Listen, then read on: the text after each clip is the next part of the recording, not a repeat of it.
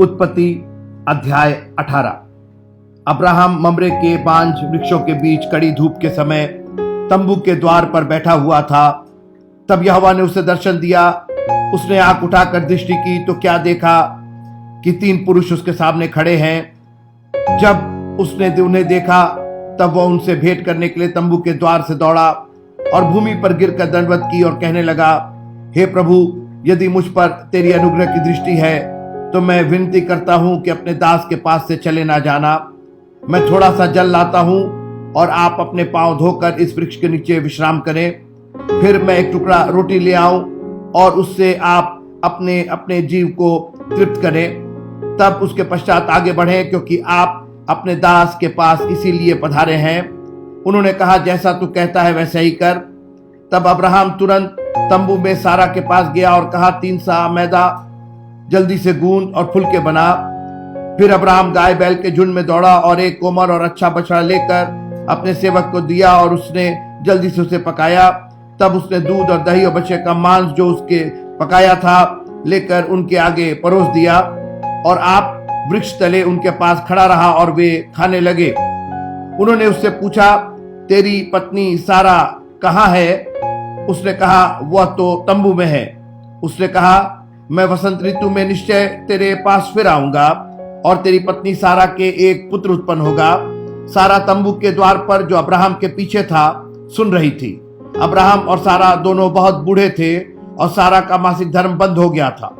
इसलिए सारा मन में हंसकर कहने लगी, मैं तो बूढ़ी हूं और मेरा पति भी बूढ़ा है, तो क्या मुझे यह सुख होगा?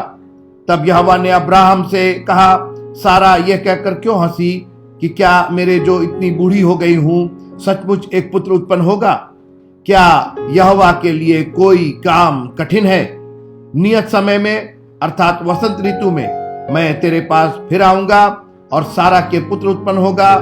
तब सारा डर के मारे यह कहकर मुकर गई, मैं नहीं हंसी।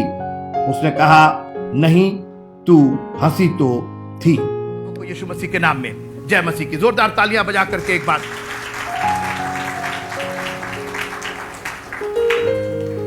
उत्पत्ति किताब हम शुरू करना चाहते हैं उल्टे से शुरू करके सीधे पर आएंगे। 18वां अध्याय और उसकी 12वीं आयत। सो सारा मन में हंसकर कहने लगी, हंसो हंसो खूब हंसो खूब हंसो। हम इसी पे बोल रहे थे ना अभी, हंसो खूब हंसो।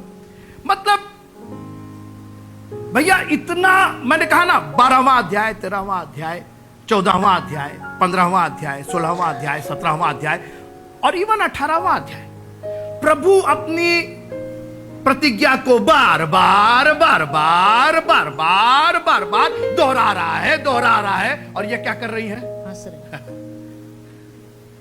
मैं यहां से शुरू कर रहा हूं, यहां से आपको पीछे लेकर के जाएंगे। और उसकी वजह यह थी कि आखिरी बॉल पर यह सोच रहे थे कि हम तो जीत गए, कि अब क्या हो सकता है, अब कुछ नहीं हो सकता। मैंने कहा, it's not over until it's over. और हंसने का कारण है, आगे पढ़िए जी। मैं तो बूढ़ी हूं। ये देखिए हंसने का कारण, मैं बूढ़ी हो गई, सारा भार तो इन्हीं के ऊपर है।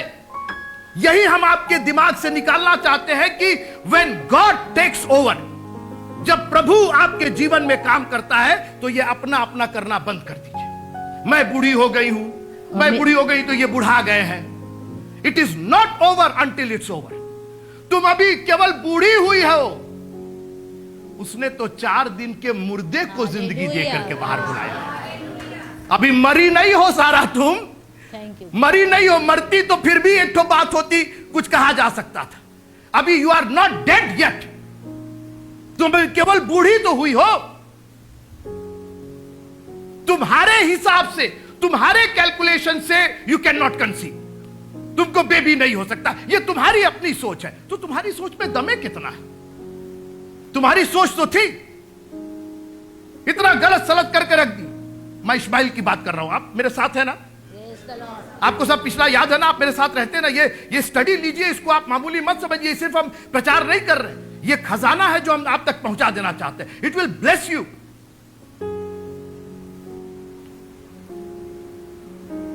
हंसो खूब हंसो। आगे पढ़िएगा। मैं तो बूढ़ी हूं और मेरा पति भी बूढ़ा है। आप सुनिए, खुदा का कोई जिक्र नहीं हो रहा इसके अंदर। सब चीज तो हम ही लोग करेंगे, हम ही। मैं बूढ़ी, ये बूढ़े, हमारे पास कोई रिसोर्सेज नहीं, हम कैसे? परमेश्वर की आशीष आप पर डिपेंडेंट नहीं है। जैसा हमने 17वें अध्याय में कहा था। और 99 अब्राहम कितने साल का? 99 वर्ष का हो गया, तब परमेश्वर ने उसको दर्शन दिया और कहा कि मैं सर्वशक्तिमान परमेश्वर हूं। तुम्हारे 99 और 999 होने पर मेरे सर्वशक्तिमान होने पर कोई असर नहीं। मैं अनादिकाल से अनंत काल तक तू ही ईश्वर है। आज अपनी कमजोरियों की बात बंद कीजिए। मैं बूढ़ी और मैं बूढ़ा। कालेब नाम का एक आदमी था, उसने कहा कि मैं 80 साल का बूढ़ा हूं, मगर आज भी मेरे पास 40 साल जैसे जवान की ताकत है। याद रखिएगा, बुढ़ापा जो है ये तन का होता है, मन का नहीं होना चाहिए। तन का हो जाए ठीक है, तन तो मिट्टी है, ये तो बूढ़ा होता जाएगा, लेकिन मन जब तक आपका शक्तिशाली है, और जैसा मैंने कहा, जब तक आखिरी नहीं है, जब तक खत्म नहीं हुआ है, तब तक खत्म नहीं हुआ है। और परमेश्वर की दृष्टि में परमेश्वर ही ने आरंभ किया है, खत्म भी वही करेगा। इसलिए आप अपना उसके अंदर जोड़ने घटाने मत लगिए। Neither you can begin, neither you can end. ना तो आप स्टार्ट कर सकते हैं और ना स्टॉप कर सकते हैं। अगर स्टार्ट ही कर देते तो इतने निसंतान दंपति क्यों रहते? सबको संतान हो जाती, स्टार्ट कर लीजिए ना। अरे तो वो इस तरीके से वो मेडिकल भी जो अवेलेबल है उसी को मिला करके, कोई अलग से कहीं से लेकर के नहीं, निसंतानों को संतान दिया जाता है। जो चीज ऑलरेडी गॉड ने बना दी है उसी का इस्तेमाल किया जाता है। But God can create anything from nothing. वो कुछ नहीं में से कुछ पैदा करके दिखा सकता है। और इसलिए खबरदार, जो आपने कहा, मैं कुछ उदाहरण देना चाहता हूं। एक चोर था, आखिरी सांसें गिन रहा था, याद है आपको? यीशु मसीह के दाहिने। पता नहीं उसने कहां से यह सरमन सुना था कि it's not over until it's over. अभी तो मेरी सांसें चल रही है ना, अभी तो मैं बोल सकता हूं ना, अभी तो मैं देख सकता हूं ना, अभी तो मैं सोच सकता हूं। सोचिए, दोनों हाथ उसके क्रूस पर टंगे, ठुके हुए, पैर ठुका हुआ, यातना, पीड़ा। मैं आपसे पूछना चाहता हूं, आपको कभी ऐसी पीड़ा हुई है? और उस पीड़ा में उसने कहा अभी भी बाकी है, और कहा कि जब तू अपनी बादशाहत में आना तो मुझको याद करना। मैं तो मर रहा हूं, अब क्या होगा? अब तो खत्म हो गया। उसने कहा कुछ नहीं, यहां नहीं होगा तो वहां होगा। और मसीहियों, मैं आपको उत्साहित करना चाहता हूं, आप सिर्फ यहां के नहीं, वहां के भी लोग हैं। आप सिर्फ यही नहीं, आप सिर्फ जीवन नहीं, बल्कि अनंत जीवन के लोग हैं। और इसलिए it's not over until it's over, जब तक खत्म नहीं हुआ। एक आदमी था, बहुत मजबूत आदमी था, उसका नाम क्या था? शिमशोन नाम था। शिमशोन नाम का आदमी था। खत्म तो हो गया था, आंखें अंधी हो गई, उसका पावर निकल गया, मगर कहीं से उसने ये सरमन सुन रखा था कि it's not over until it's over, अभी हुआ नहीं। और पकड़ करके उस खंभे को ऐसा दबाया कि अपने जिंदे जी जो उसने नहीं मारा था, अपने मरते मरते मार दिया। और आज मैं आपको उत्साहित करना चाहता हूं, खबरदार, जो आपने कहा अब क्या होगा, अब क्या, ये सब बिल्कुल बंद कर दीजिए। क्योंकि शैतान तो खोज ही रहा है कि आप कहें अब क्या हो सकता, अब क्या हो सकता है। आप कहिए जब तक हमारा प्रभु जिंदा है अभी बहुत कुछ हो सकता है। हालेलुया। क्योंकि उसके तुरंत बाद परमेश्वर ने उंगली रखी उसके हंसने पर। तब यहोवा ने अब्राहम से कहा, सारा ये कहकर क्यों हंसी कि क्या मेरे जो इतनी बूढ़ी हो गई हूं, सचमुच एक पुत्र उत्पन्न होगा? तुम्हारे बुढ़ापे, एक मिनट, कोई है मेरे साथ? Praise the Lord. ये सोच रही थी कि केवल जब बूढ़े हो जाते हैं तो बेबी नहीं हो सकता है, तो काहे जो बहुत से नौ दंपति हैं उन्हीं को काहे नहीं बेबी हो जा रहा है? कई जोड़े जो शादी हुई है, 2 साल हो गए शादी को, 3 साल हो गए शादी को, काहे? तुम भी जवान हो, तुम भी जवान हो, कहां गया बेबी? कहां हो? बहुत से लोग हैं जिनको बेबी नहीं। तो आपके जवानी और बुढ़ापे का परमेश्वर के आशीष से कोई लेना देना नहीं। इसलिए आज के बाद से अपने शरीर की काया को देखना बंद कर दीजिए, because this body can not retain, can not manifest the power of God. आपको आत्मिक रूप में ही जाना पड़ेगा, तभी आपको परमेश्वर की आशीष समझ में आएगी। और जैसा मैंने कहा कि 12 अध्याय से लेकर के, जो भी मैं इतना बोल रहा था, 12 अध्याय से लेकर जब से परमेश्वर ने निकाला अब्राहम को कि अपने देश को छोड़ दो, अपने पिता के देश को छोड़ दो, सब मैं तुझे ये करूंगा, मैं, तब से परमेश्वर केवल बात बात, वचन वचन वचन, हर कुछ दिन के बाद परमेश्वर आ जा रहा, मैं ये करूंगा। अरे करेंगे कब? अरे कब होगा?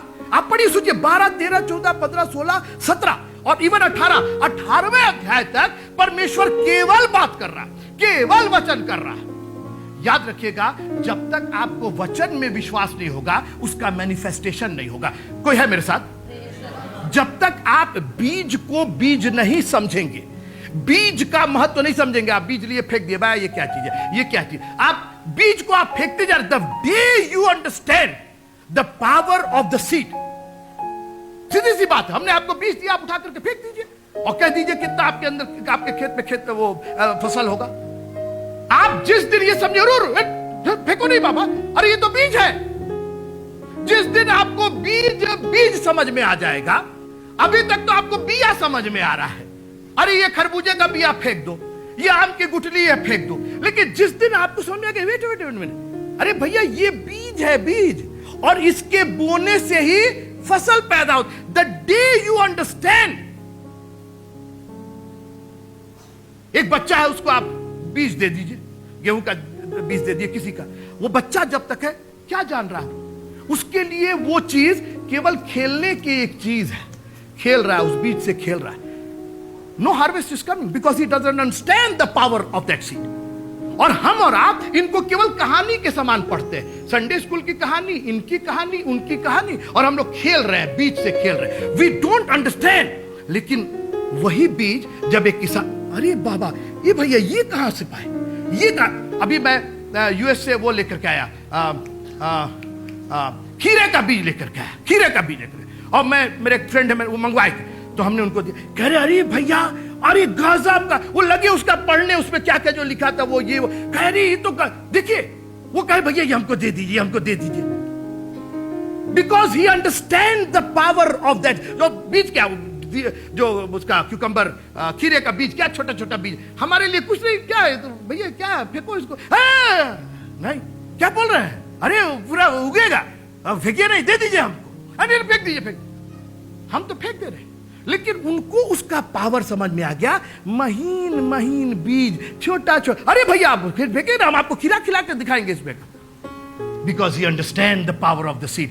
मित्रों, ये वचन का जिस दिन आपको महत्व समझ में आ जाएगा, आप उसको बर्बाद नहीं करेंगे, आप उसको कहानी किस्सा नहीं करेंगे, आप उसको किनारे नहीं रख देंगे। और जानते, एक बात याद रखिएगा, एक वर्ड होता है सीड के साथ, सीड को प्रिजर्व किया जाता है, उसको बचाया जाता है, उसको पैरों तले रौंद, जो बोया जाता ना, उसको बाहर सड़क पर नहीं फेंका जाता है, उसके बाद आप बटोर करके आप उसको, उस बीज को अलग से छांट करके, और आप है मेरे साथ, उसको एयर टाइट रखा। उस बीज का एक काम होता, बीज को बीज बनाया। ये जो इतनी सब्जियां आ रही, जो इतना पेड़ फल रहा है, ऐसे नहीं कि कुछ भी बो दिया, गुठली तो कोई भी बो दीजिएगा तो उग जाएगा, तो काम हो जाएगा उसके अंदर का। हम लोग छोटे थे तो गुठली बोते थे और हो जाता था, और उसके बाद 2 या 3 महीना में वो खत्म हो जाता था। अरे आम बोने के लिए उसका पूरा एक तरीका, ऐसे नहीं होता है, वो कुछ भी बो देने से नहीं होगा। कुछ भी पढ़ लिए, कुछ भी समझ लिए। मित्रों, ये वही मैं क्या कह रहा हूं कि 12वें अध्याय से लेकर के 18वें अध्याय तक परमेश्वर अब्राहम और सारा को उस बीज का महत्व समझाना चाह रहा था। परमेश्वर ने कहा एग्जीक्यूशन तो हम कर ही देंगे इसका, ये बीज बोया जाएगा, उसके बाद तुम्हारा, आप थोड़ा सा मेरे साथ प्रेज़ द लॉर्ड बोलिए। बीज बोने के बाद आपका काम नहीं रह जाता है, फिर तो ग्राउंड और बीज का काम रह जाता है। फिर ग्राउंड में क्या होता है, उसमें आप कोचा कोची मत कीजिए, वो छोड़ दीजिए उसको। लेकिन बोने तक तो आपका काम रहता है ना।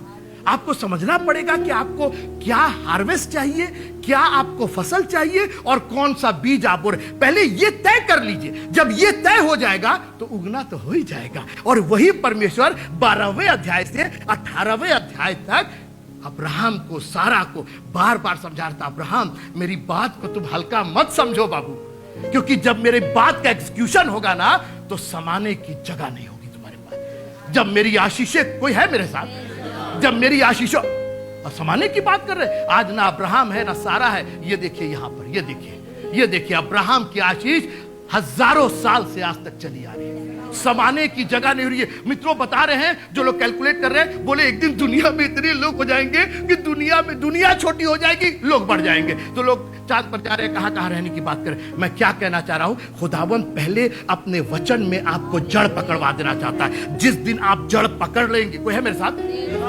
हालेलुया। और याद रखिएगा, एक बीज नहीं उगा विनय भाई तो दूसरी बार सोना मत बोइएगा। आप सोचिए कि अरे बीज उगा नहीं, अब सोना बो देंगे। उगेगा तो बीज ही उगेगा। अगर एक बीज फेल हो गया तो इसका मतलब नहीं साहब अब तो मैं बीज बोता ही नहीं। क्यों भाई, वो तो फेल हो जाता, तो अब क्या बोते? जी प्लास्टिक बोते हैं। अब तो प्लास्टिक खरीद करके लाते वही बो देते। कितना कटता है, कितना निकलता, कहीं कुछ नहीं निकलता। नहीं, अगर आपको परमेश्वर के वचन के अलावा कहीं बरकत मिल रही है, कहीं अनंत जीवन की आशीष मिल रही है, तो आप जाकर के दिखाइए और मेरे को भी बताइए कि साहब वहां पर भी अनंत जीवन की आशीषें मिल रही है। मित्रों, उगेगा तो बीज ही उगेगा, और बीज परमेश्वर का कलाम है, परमेश्वर का वचन है। प्रभु का धन्यवाद कीजिए कि उसने बोरा भर भर करके हम लोग को बीज दिया।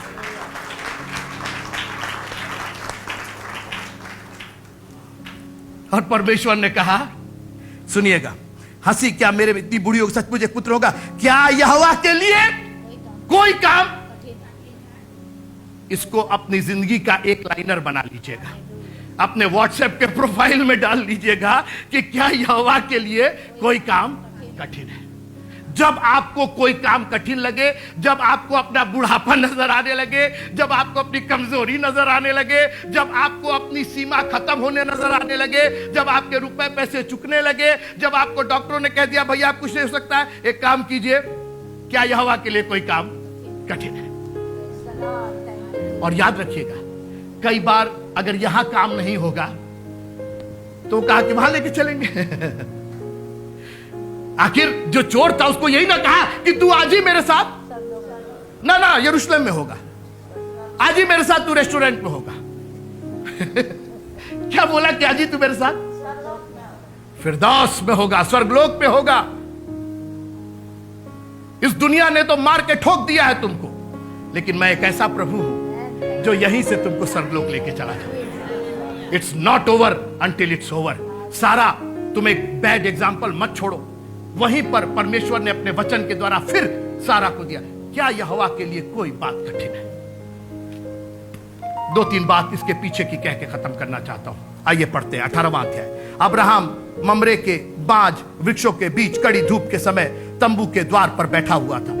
तब यहोवा ने उससे दर्शन दिया। उसने आंख उठाकर दृष्टि की तो क्या देखा कि 3 पुरुष उसके सामने खड़े हैं। तब उसने उन्हें देखा, तब वो उनसे भेंट करने के लिए तंबू के द्वार से दौड़ा और भूमि पर गिरकर दंडवत की और कहने लगा,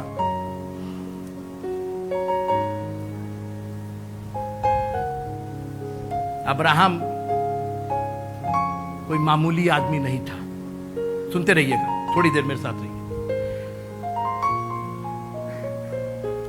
He was a rich man. उसकी एक बड़ी डायनेस्टी थी, उसका एक साम्राज्य था। He was a big man, very well known, प्रतिष्ठित था। हमने बात की तरह पिछले पहले, वो शिक्षा देता था, क्या क्या करता था, वो सब बात हो चुकी है। आप अब्राहम को मामूली मत समझिए। और अब ये जो अब्राहम है 18वां वाला, ये अब्राम नहीं है, ये अब्राहम है।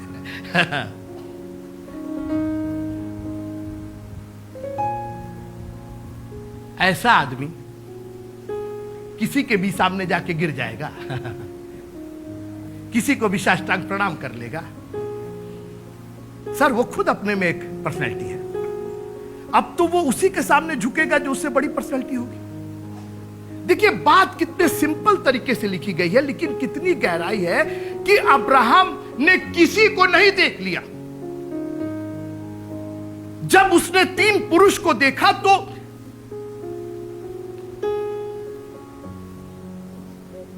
he recognized them, उसने पहचाना। और जानते हैं आप किसको पहचानते हैं? जिसको पहली बार देखते हैं। जी, किसको पहचानते हैं आप? जिसको कई बार देखते हैं, कई बार दूसरी बार में भी नहीं पहचाना जाता है। हाँ हाँ हाँ हाँ, लेकिन तीसरी बार, चौथी बार, और किसी को अगर 50 बार देखें तो भूल जाइएगा। पहचानना जो है वो पहली बार में नहीं होता। तो अब्राहम अगर इन तीनों को पहचान रहा है और जा करके साष्टांग प्रणाम कर रहा है, आप इस दृश्य को देखिए। उन्होंने बुलाया नहीं, अब्राहम इधर है ना? हाँ हाँ बाबू, कहा था वो? अरे वो कहा, ये अब्राहम था, he was almost a king. और उन लोगों ने बुलाया नहीं, अब्राहम दौड़ करके गया साष्टांग प्रणाम। मैं क्या कहना चाह रहा हूं कि अब्राहम के पास वो जो 12, 13, 14, 15, 16, 17 और 18वां तक जो परमेश्वर ने कूट कूट करके वचन भर दिया था, अब्राहम को 2 मिनट लगा पहचानने में। बोला ये तो परमेश्वर के लोग आए हुए हैं, क्योंकि उसका जो बैकग्राउंड था, उसके अंदर इतना, कोई है मेरे साथ? क्योंकि परमेश्वर वचन है ना, तो अभी तक तो वचन बोला जा रहा था, अब ये वचन मैनिफेस्ट हुआ, अब ये वचन आकार में आ रहा है।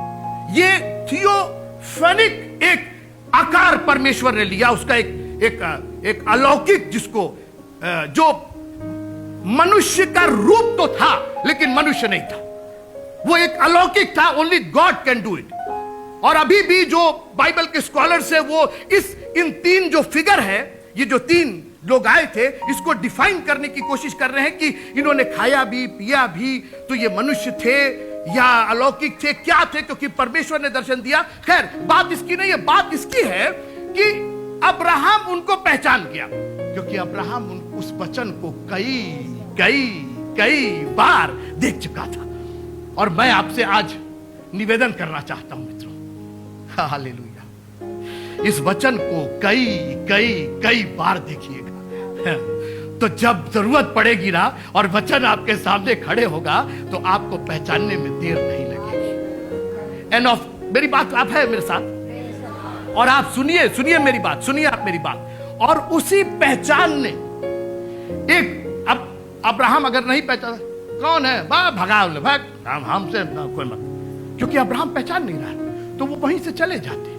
जो इतना लंबा चौड़ा फिर उसके बाद जो कांड हुआ वो सब नहीं होता, लेकिन अब्राहम का पहचानना आशीषों का खुल जाना था मित्रों। सोचिए, अब्राहम अगर पहचानता नहीं और जा करके साष्टांग प्रणाम नहीं करता, और उनको क्या, अभी मैं आगे आ रहा हूं, वो क्या क्या नहीं कहता, तो वो लोग तो आते और चले जाते अपना। आपका रिकॉग्निशन टू द वर्ड, जब आप परमेश्वर के वचन को पहचानते हैं, तो परमेश्वर का वचन भी आपको पहचानने लगता है। जब आप उसके दामन को छूना चाहते हैं, तो उसका दामन भी आगे बढ़ करके आपको छूना चाहता है। कोई है मेरे साथ मित्रों? ये दामन को छूना चाहती थी, इनकी इच्छा थी कि मैं छूंगी, मैं चंगी हो जाऊंगी। क्या जाने ये छूती दामन कहता कि क्या हुआ, छू दिखा हुआ क्या बता, छुओ। लेकिन दामन भी तैयार था उसको चंगा करने। कोई है मेरे साथ? और इतनी भीड़ में उसको उस दामन पहचान में आ रहा था, क्योंकि उसने 1 नहीं 2 नहीं 1000 बार वो दामन देखा होगा, बार बार उसकी नजर उस दामन पर थी। तभी तो उसने एक इतना बड़ा एक पूरा एक फिलॉसफी पैदा कर दी, अगर मैं उसके दामन, तो दामन तुम कब देख ली? अरे हम तो जब जाते हैं मीटिंग में दामन देखते हैं, उनका दामन, हमका चेहरा क्या देखे, दामन में ही इतनी ताकत है, उस प्रेज एंड वर्शिप में ही इतनी ताकत है।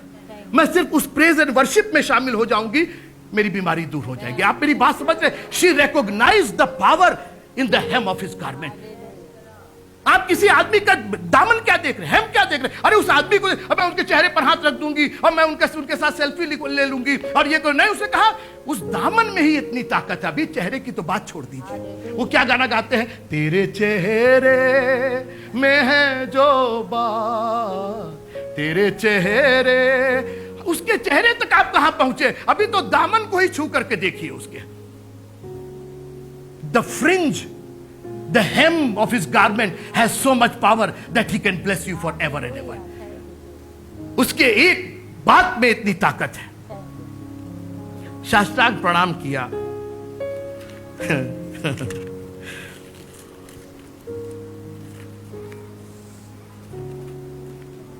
कहीं नहीं जाएंगे आप, कहीं नहीं जाएंगे।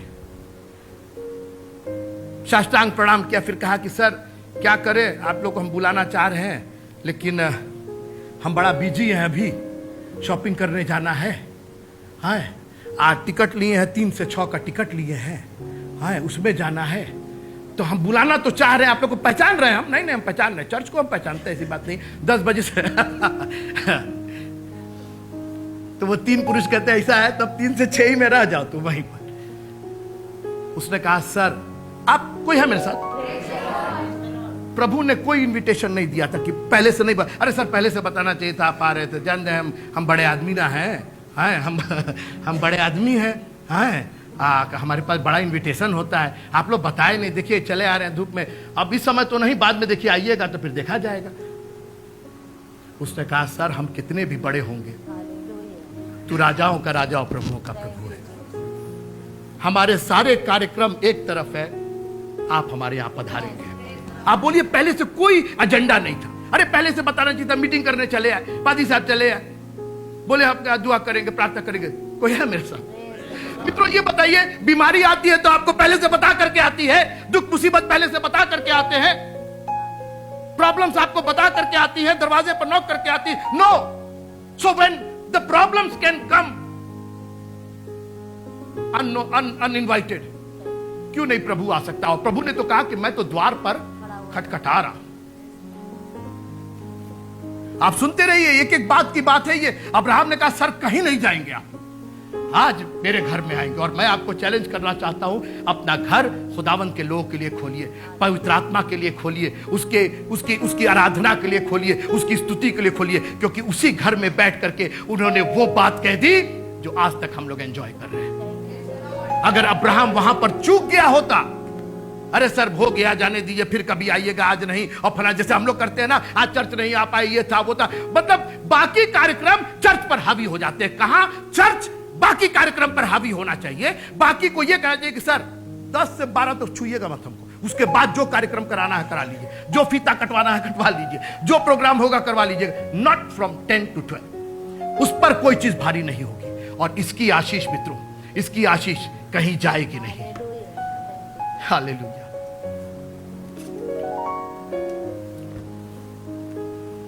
हस्बैंड वाइफ के लिए एक बात कहना चाहते हैं। उन पाहुनों को ले गया,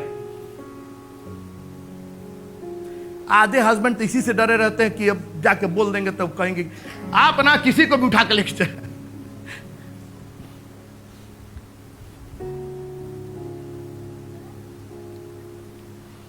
जब हस्बैंड और वाइफ, मैं बहुत स्पिरिचुअल बात कर रहा हूं, मैं कोई काउंसलिंग नहीं कर रहा हूं। When you pray together, Bible कहती है जब हस्बैंड एंड वाइफ एक साथ प्रार्थना करते हैं तो आसमान की आशीषों को खींच करके लेते आते हैं। क्योंकि बाइबल कहती है कि एक 1000 को मारता है तो 2 कितने को मारेगा? 2000 को। ना ना ना ना ना, ये तो हमारा कैलकुलेशन है। 10,000 को क्वांटम पावर हो जाता है। 10,000 घर में गया और कहने लगा कि अरे पाहुन आए,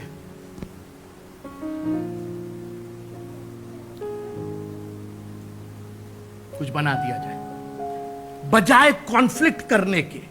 ये कौन टाइम है, दोपहर हो रहा है, सब किचन बंद हो गया है, गैस बंद हो गई है, बस दुनिया की बातें हो सकती है। और बहनों आप बहुत से बहाने कर सकती हैं और करते भी हैं। थोड़ी देर मेरे साथ रहिए आप। लेकिन बाइबल कहती है पहुनाई करना ना भूलना, क्योंकि ऐसा करने में बहुतों ने स्वर्गदूतों की पहुनाई की है।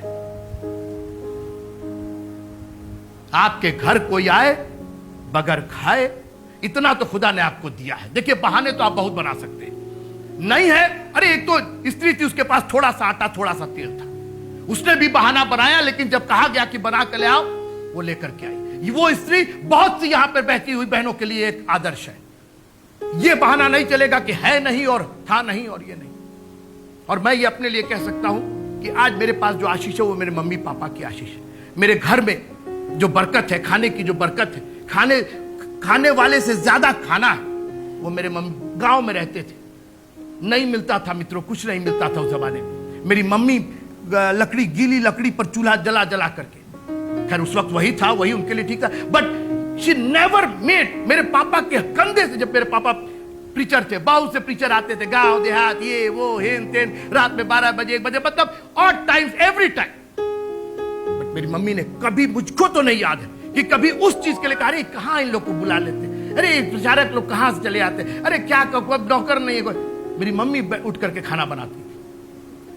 और ये एक ऐसा एथिक है क्रिश्चियंस, अपने घरों से जाने मत देना। ये अगर आप चाहते हैं कि आपके किचन की बरकत बनी रहे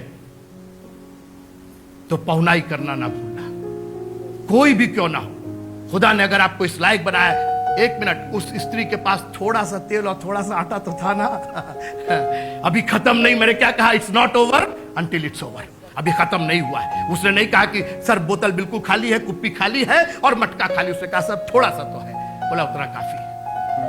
पहुनाई करना, उसने पहुनाई की और वहीं बैठ करके खुदा ने इतनी बड़ी बात कह दी। क्या परमेश्वर के लिए, यहोवा के लिए कोई बात कठिन है? तुम अगर 2 रोटी मेरे को खिला सकते हो, मेरे लिए खड़े हो सकते हो, जिंदगी भर कभी अकाल नहीं होगा। अब्राहम की आशीषें आज तक हम लोग एंजॉय कर रहे हैं। ना वो रोटी घटी है और ना वो तेल घटा है आज तक। बोलिए आप, आज तक 2018 में वही आशीषें हम लोग एंजॉय कर रहे हैं, वही कहानी पढ़ रहे हैं, वही पढ़ रहे हैं जो उस वक्त हुआ, उसकी आशीषें आज तक चल रही है। इसका अगला भाग हम अगले संडे देखेंगे, कैसे परमेश्वर ने डायलॉग में बातचीत करके अब्राहम से, और एक बहुत बड़ा एक घटना होने वाली थी, सदोम अमोरा की बात हम कर रहे हैं, उसको पढ़ करके एक 18वां अध्याय। मैं चाहता हूं, देखिए मैं इतने देर में 30, 40, 45 में सब नहीं कर सकता हूं, मैं केवल आपको उत्साहित करता हूं। रीड इट, इसको पढ़िए, मेडिटेट कीजिए, यू विल लव इट। इतनी बरकत देगा ये, इस दुनिया के सारे ज्ञान से कहीं अलौकिक ज्ञान है। और जब आप इसके अंदर वेल वर्स्ड हो जाएंगे, आप इसके अंदर भर जाएंगे, इट विल ब्लेस यू। खुदा का यह अनुग्रह है जो उसने हमारे लिए दरवाजा खोल रखा है कि हम उसके वचन को सुन सके। अपनी आंखों को बंद कीजिएगा।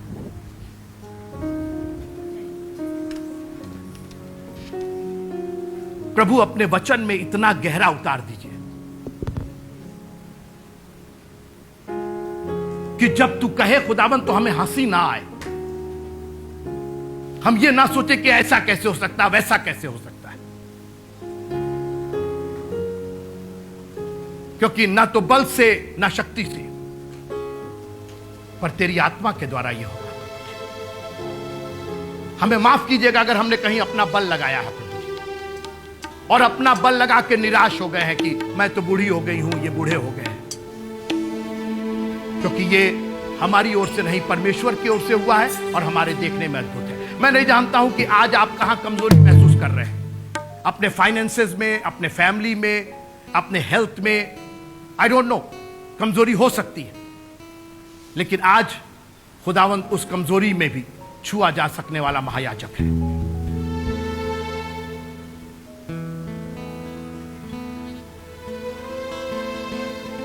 उस बोझ को खुदावंत दूर करेगा।